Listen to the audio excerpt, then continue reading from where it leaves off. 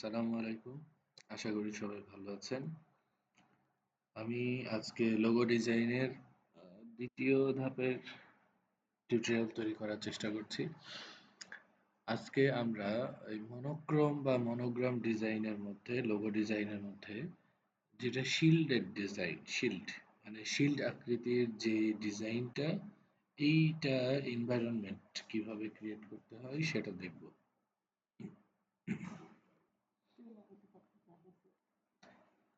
তো শিল্ড ডিজাইনটা বেশ কয়েক রকমের শিল্ড ডিজাইন হয়। আমি আস্তে আস্তে বেসটা তৈরি করা দেখাবো। মূলত ৩ ধরনের শিল্ডটা সবচেয়ে বেশি ব্যবহার করা হয়।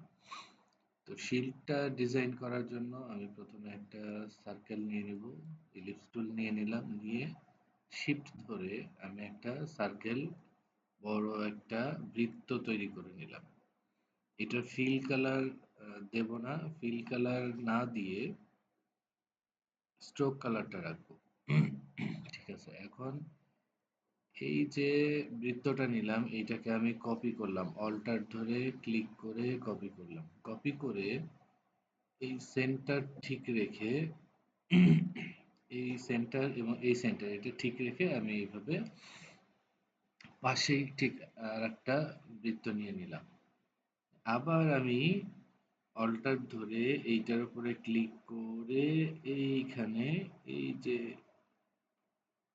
এইভাবে মাঝ বরাবর এই যে আমার যে সার্কেলটা আছে সার্কেলটার মিডিল পয়েন্ট সেন্টারটাকে খেয়াল করে এই সেন্টারটা এই দুইটার মানে ইন্টারসেক্ট পজিশন যেটা সেখান থেকে এই অনুযায়ী ঠিক রেখে আমি এইখান থেকে যে কোনো একটা পজিশনে গিয়ে আমি মিডল পজিশনেও দিতে পারি, উপরেও দিতে পারি, সেটা আমার ডিজাইনের সঙ্গে মিল রেখে এইভাবে আমি প্রথমে এটাকে ছেড়ে দিব। তাহলে দেখেন এই তিনটা মিলিয়ে মাঝখানে একটা শেপ তৈরি হলো, এটা শিল্ডের মতো হলো, শিল্ড ডিজাইনের মতো হয়ে গেল। এটাকে ইচ্ছা করলে আমরা আরেকটু এইভাবে উপরের দিকে উঠিয়ে নিতে পারি।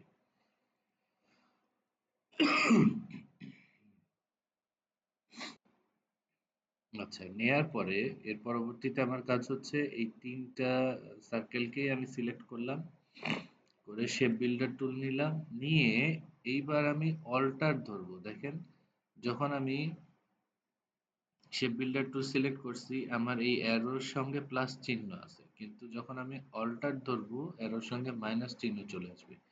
এই অবস্থায় ক্লিক করলে এই শেপগুলো মুছে যায়।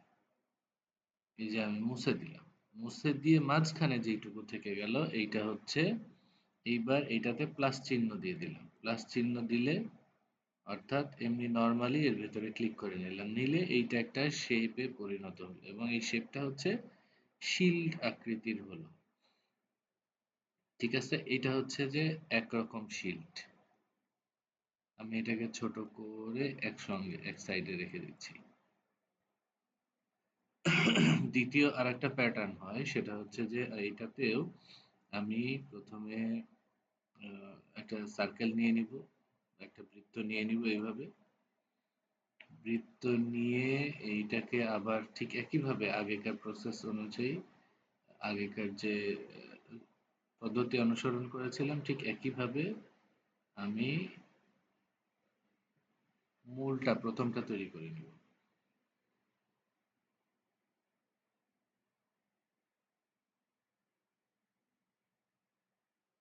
ঠিক আছে, আমার হয়েছে, এবার পুরোটা সিলেক্ট করলাম, সিলেক্ট করে শেপ বিল্ডার টুল নিয়ে অল্টার ধরে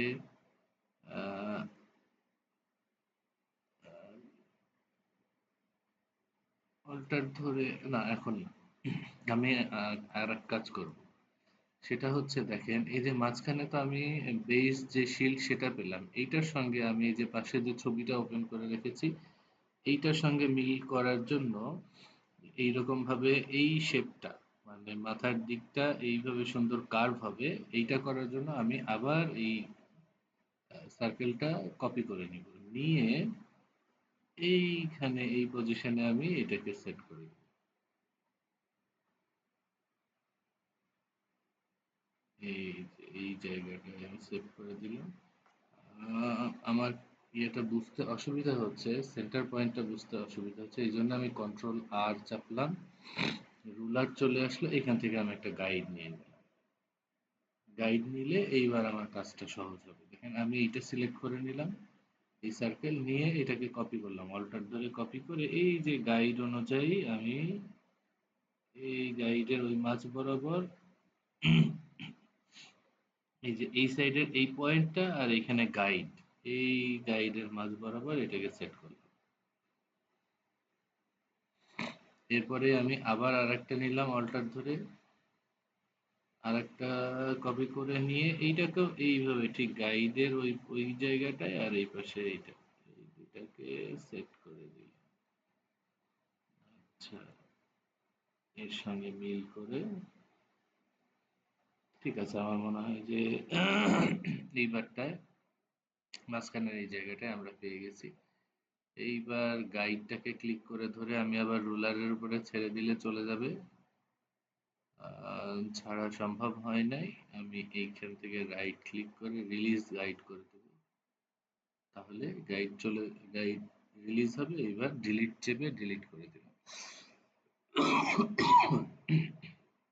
দেখেন মাঝখানে আমরা এইটা স্টাইলের একটা শেপ পেয়ে গিয়েছি। এখন সিলেক্ট টুল দিয়ে সবগুলোকে সিলেক্ট করব, সিলেকশন টুল দিয়ে, তারপরে শেপ বিল্ডার টুল নিয়ে অল্টার ধরে আমি এই যে অতিরিক্ত যে অংশগুলো এগুলোকে মুছে দিই।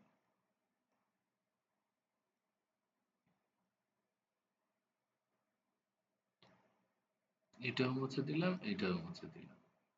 তারপরে আমি অল্টার ধরে জুম করে নিলাম, নিয়ে আবার সে বিল্ডার টুল সিলেক্ট থাকা অবস্থায় অল্টার ধরে এইটুকুও মুছে দিলাম, জুম আউট করে নিলাম। এইখানে কিছু অতিরিক্ত অংশ আছে,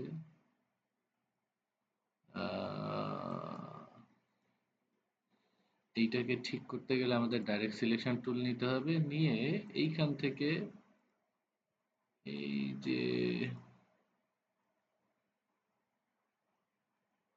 অতিরিক্ত অংশ এইটুকু ডিলিট করে দিতে হবে।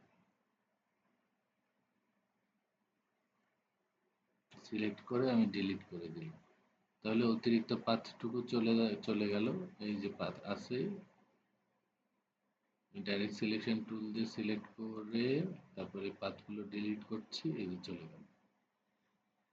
ঠিক আছে, এরপরে এই পাশেও সম্ভবত, হ্যাঁ এই পাশেও এরকম হয়ে আছে। এখানেও আমি ডাইরেক্ট সিলেকশন টুল দিয়ে সিলেক্ট করে ডিলিট করতে থাকবো, অনেকগুলো পাথ আছে, একটা একটা করে ডিলিট করবো। এই যে চলে গিয়েছে অতিরিক্ত অংশ। আশা করা যায় এবার একটা সুন্দর শেপ চলে আসছে।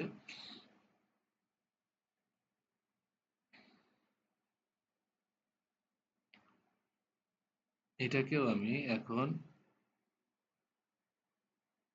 একটু সাইজটা ছোট করে এক পাশে রেখে দিচ্ছি। আচ্ছা, এইবার তৃতীয় তৃতীয় যে আরেক রকম আছে, আমরা যেটা সাধারণত ব্যবহার করি ওইটাও, এইটা হচ্ছে ওপরের, দেখেন এই যে যেই প্রথমে আমি যেই শেপটা তৈরি করলাম শিল্ড, সেটা হচ্ছে যে এর ওপরের দিকে সুন্দর রাউন্ড, দ্বিতীয়টা তৈরি করলাম এর উপরের দিকটা কার্ভ, আর তৃতীয় আর এক রকম ব্যবহার করা হয়, সেটা হচ্ছে তৃতীয় যেটা ব্যবহার করা হয় সেটার এই এই উপরের দিকটা এরকম করে সোজা সোজা দাগ থাকে। এটাও আমি তৈরি করার চেষ্টা করছি, এটাও সহজ। এটার জন্য প্রথমে সার্কেল নিয়ে নিব, সিলেকশন টুল দিয়ে সিলেক্ট করে নিলাম, অল্টার ধরে এটাকেও কপি করে নিলাম এবং সেন্টারটা ঠিক রাখলাম।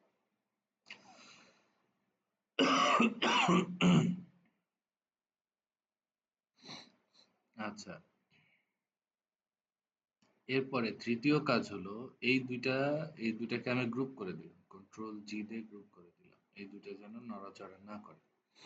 তৃতীয় কাজ হলো যে এইবার এইভাবে একটা করে রেখা টানবো, রেখা টানলে এই যে এইভাবে একটা লাইন নিয়ে নিব, লাইন লাইন বা একটা রেখা নিব, নিয়ে এইটাকে এইটা আরেকটু বাঁকায় দিব এই শিল্ড। আর আরেকটা সবচেয়ে ভালো হয় যে আমি বাম সাইড থেকে একটা গাইড নিয়ে নিলাম মাঝ বরাবর।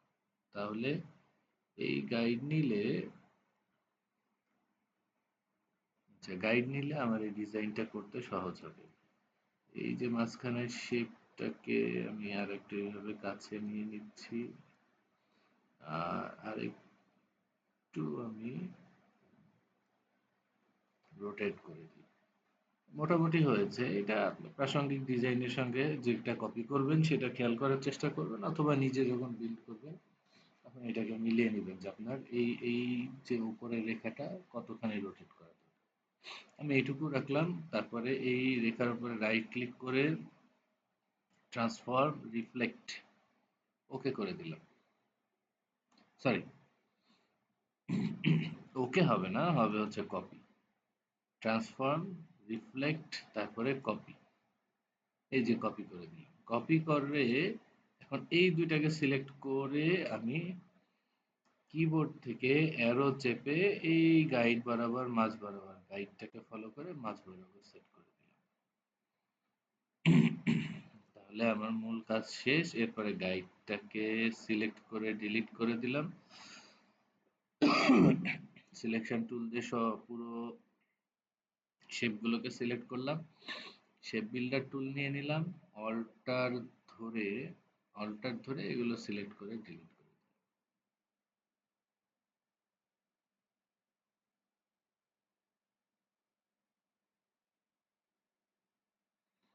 দেখেন আমার মনে হয় যে আমাদের আরেকটা শেপ তৈরি হয়ে গিয়েছে। আচ্ছা স্যার, এর ভেতরে আরো লাইন থেকে গিয়েছে।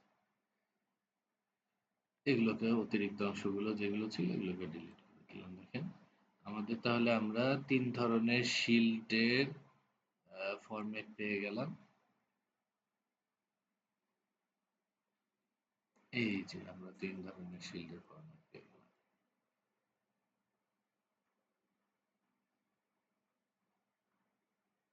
ঠিক আছে। তাহলে ৩ ধরনের এই নিচের দিকের কার্ভটা সবগুলোর একই রকম। একটার হচ্ছে রাউন্ড আর একটা এইভাবে ঢেউ দেয়া, দুইটা রাউন্ড আর এইটা হচ্ছে সমান। ঠিক আছে, এখন আমি এই পাশে একটা ডিজাইন করে রাখছি, ডিজাইন নিয়ে এসে রাখছি। এইটার মতো করে একটা ডিজাইন করার চেষ্টা করবো। এইটার বেসটা হচ্ছে এটার মতো। এইটাকে রাখলাম আর এইগুলোকে আমি সরাই দিলাম। ছোট করে এটাকে আমি সরাই দিচ্ছি। ডিলিট করে দিলেও হবে, কারণ আমি এটাকে আজকে আর এগুলো নিয়ে কাজ করব না। একটাতেই দেখাবো এবং এর সঙ্গে মিল করে আপনারা প্র্যাকটিস করবেন। এই যে ডিজাইনটা করছি এইটাকেও আমি একটু ছোট করে আপাতত সরাই রাখলাম সাইডে। রেখে একটা জিনিস খেয়াল করেন, আমি যে মডেলটা নিয়েছি যেটা কপি করতে চাচ্ছি, এইটাতে এই যে কার্ভটা তো আমরা এই শিল্ড থেকে পেয়ে যাব, এই কার্ভ টাইপের অংশটা। এই যে সাইড দিয়ে যে কার্ভ, এটাও শিল্ডের এই শিল্ডের এই আকৃতি থেকে পেয়ে যাব। কিন্তু ভেতরে দেখেন যে লেটার গুলো আছে এইগুলো এই যে সমান এই হরাইজন্টাল যে, সরি ভার্টিক্যাল যে লাইনটা আছে, মানে ওপর নিচ যে লাইনটা আছে এই বরাবরও রেখাটা আছে, অর্থাৎ অক্ষরটাকে এই বরাবরও বিল্ড করা আছে। আবার এই যে হরাইজন্টাল যেটা মানে আনুভূমিক এইভাবেও আছে, অর্থাৎ আমার আগেকার মডেলের একটা বেজ নিয়ে নিতে হবে। এটা নিচ্ছি আমি একটা লাইন সেগমেন্ট টুল সিলেক্ট করে লাইন টেনে নিলাম।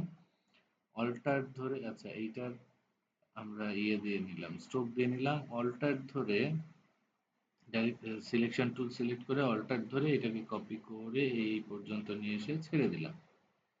দিয়ে কন্ট্রোল ডি চাপবো ১০ বার। অর্থাৎ ১২টা আমি লাইন নিয়ে নিলাম। ইচ্ছা করলে আরো নেওয়া যায়।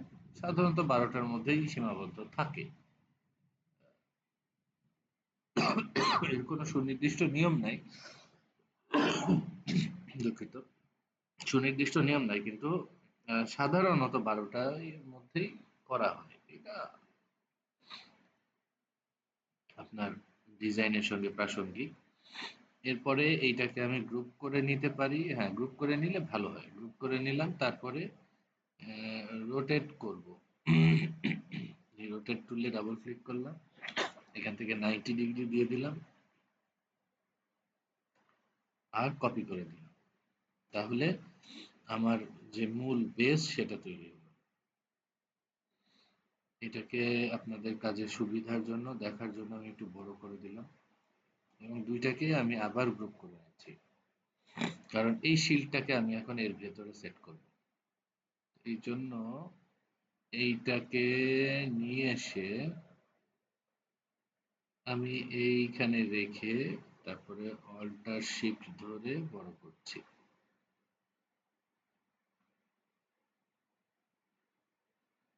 এই যে আমি বড় করে নিলাম। তারপরে এই যে দেখেন এর ভেতরে একটা এরকম করে জায়গা নিয়েছে, এই জন্য ঠিক ওইটা মেলানোর জন্য আমি একটু দেখে নেই। হ্যাঁ,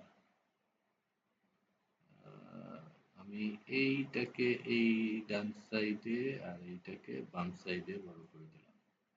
এই রেখাগুলোর সঙ্গে মিলিয়ে দিচ্ছি। ডিজাইনের পারফেকশন নিয়ে আসতে গেলে এগুলোর সঙ্গে মিল থাকতে হবে। এই যে মিলিয়ে দিলাম, এইটাকে ওপরেরটার সাথে মিলিয়ে দিলাম।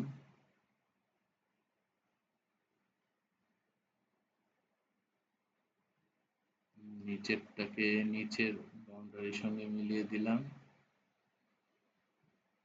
আর এই পাশে এটা মিলে আছে, অসুবিধা নাই। এরপরে এইটাকে কন্ট্রোল সি দিয়ে কপি, কন্ট্রোল এফ দিয়ে paste. Paste front, in front, paste in front. তারপরে সিলেকশন টুল সিলেক্ট থাকা অবস্থায় শিফট এবং অল্টার ধরে আমি এইভাবে এইটাকে পরের রেখার সঙ্গে সেট করে দিলাম। তাহলে আমাদের এই যে ডিজাইনটা কপি করতে চাচ্ছি এটার জন্য এনভায়রনমেন্ট ক্রিয়েট করা হয়ে গেল। এরপরে আমি এটা দেখে দেখে মিলিয়ে নেব। ঠিক আছে, এবার শেপ বিল্ডার সব শেপগুলোকে অল শেপকে সিলেক্ট করে নিলাম, সব শেপগুলোকে। তারপরে শেপ বিল্ডার টুল নিয়ে নিলাম, নিয়ে এই যে এই অংশটা প্রথমে তৈরি করি। আচ্ছা, এখানে আরেকটা দেখার বিষয় যে এরা মাঝখানে খুব ছোট্ট চিকন একটা দাগ রেখেছে। এই যে মাঝখানে গ্যাপটা রাখছে খুব চিকন করে। আমি এইখানে এইটা প্রথমে খেয়াল করি না, এই জন্য মাঝখানের গ্যাপটা বেশি থেকে গিয়েছে। আপনারা এটা ইয়ে করে ঠিক করে নিতে পারেন, অথবা এখন যেহেতু ধরা পড়লো আমি এখনই ঠিক করে নিচ্ছি। আমি আরেকটা জাস্ট যেগুলো যেভাবে আছে এগুলো এভাবেই থাক, আমি আর একটা লাইন টেনে নিচ্ছি এর খুব কাছাকাছি, এই যে মাঝখানে সেন্টার যে পয়েন্ট আমাদের ডিজাইনের ওর কাছাকাছি, এবং অল্টার ধরে সিলেকশন টুল নিলাম, অল্টার ধরে এটাকে আর একটা কপি করে নিয়ে এর পাশাপাশি রেখে দিলাম। দেখেন এই যে মাঝখানে, এই মাঝখানে আমাদের এই জায়গাটা আমরা এরকম করে চিকন করতে পারলাম আশা করি। হ্যাঁ, এবার ডিজাইনের সঙ্গে আমরা মেলাতে পারবো সহজে আশা করছি। পুরোটা সবগুলো পুরোটা সিলেক্ট করে নিলাম। এরপরে শেপ বিল্ডার টুল নিয়ে নিলাম, নিয়ে আমি প্রথমে এই শেপটাকে বিল্ড করে নিচ্ছি।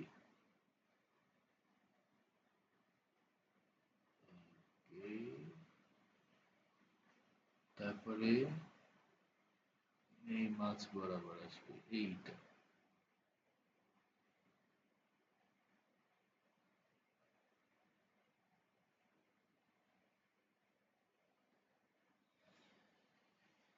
হুম,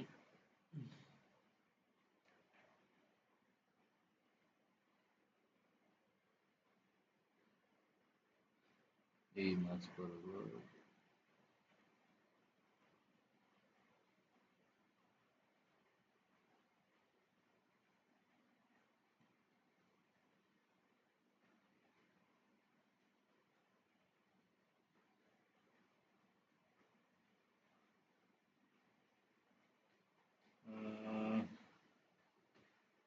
দুঃখিত, এই মুহূর্তে মানে বিদ্যুৎ নাই, আমাদের এখানে বৃষ্টি হচ্ছে এবং বিদ্যুৎ নাই, চার্জটাও কমে গিয়েছে।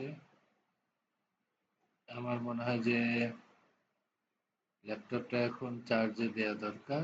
আমি মোটামুটি বেস তৈরি করা দেখালাম, আপনারা এইটুকু প্র্যাকটিস করার চেষ্টা করেন।